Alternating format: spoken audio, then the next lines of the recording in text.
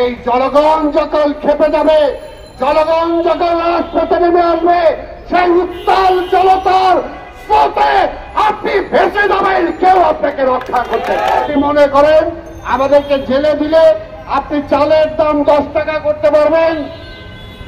যদি আপনি বলেন যে কোন মা বোন আর তার ইজ্জত হারাবে না আপনার পান্ডাদের হাতে, যদি বলেন আমার সীমান্তে কোন কৃষককে আর ওই ভারতীয় বাহিনী গুলি করে মারবে না, যদি আপনি বলতে পারেন আমার এই সাংবাদিক ভাই বোনেরা সত্য লেখার জন্য কাউকে জেলখানায় নিক্ষেপ করা হবে না, তাহলে আমরা রাজি আছি, দিয়ে দেন আমাদেরকে জেল।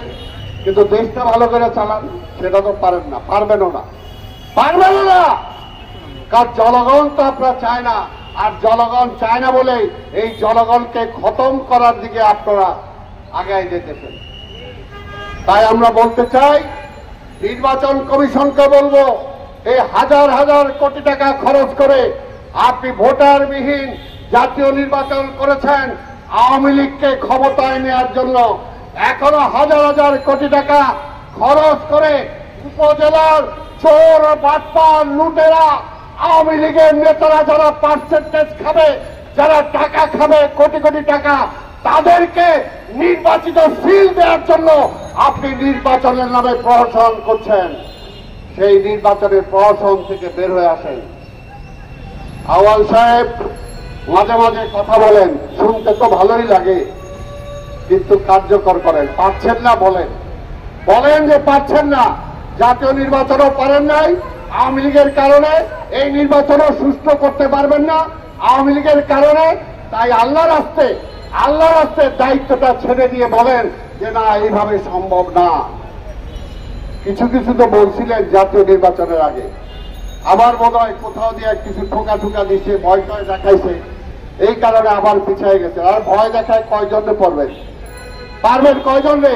ওই পুলিশের চাকরি হারানোর ভয় দেখায়া, ওই পার্বত্য চট্টগ্রাম পাঠিয়ে দিবেন সেই ভয় দেখায়া, প্রশাসনের আজকে বিচারালয়ের সব জায়গায় ভয় দেখায়া আজকে দলীয়করণ করছেন। কিন্তু এই দলীয়করণ করেও কোনো লাভ হবে না। হবে আরে ভাই, আজকে না হয় কালকে হবে, আমাদের হারানোর কিছু নাই। এই যে বলেন বিএনপি, আরে ভাই ঠিক আছে, বিএনপি তো আছে। আরো যারা বলেন বিএনপির সমালোচনা, আপনারাও আসেন না। যদি ঘটনাটা সঠিক হয়, একটা খালি নির্বাচন, অন্য কোনো কিছু দরকার নাই, যে আমরা দেশ স্বাধীন করছি, আমার ভোট আমি দেব। অন্তত এই প্রশ্নে সবাই একসাথে হন। বলেন যে না, অনেকে বলে বুদ্ধিজীবীরাও বলে বিএনপি পারলে টাইনা নামান, আন্দোলন তো নাই, পারলে ওই আন্দোলন করেন যাতে টাইনা নামান। আবার পার্টি অফিসের সামনে যখন গুলি করে টিয়ার সেল মেরে আমাদেরকে মেরে ফেলবে, তখন আবার ওই 2-1টা গাড়ি যদি কোথাও পাবলিক ভাঙে, এই যে বিএনপি সন্ত্রাস করবে। তাহলে ভাই কোন দিকে যাব বলেন? বিএনপি সন্ত্রাসে বিশ্বাস করে না। তা আমি প্রথমেই বলেছি, বিএনপি একটি গণতান্ত্রিক দল। আওয়ামী লীগ 75-এ যখন রাজনীতি নিষিদ্ধ করে দিয়েছিল, সব রাজনৈতিক দল নিষিদ্ধ করে দিয়েছিল, গণতন্ত্র নিষিদ্ধ হয়ে গেছে।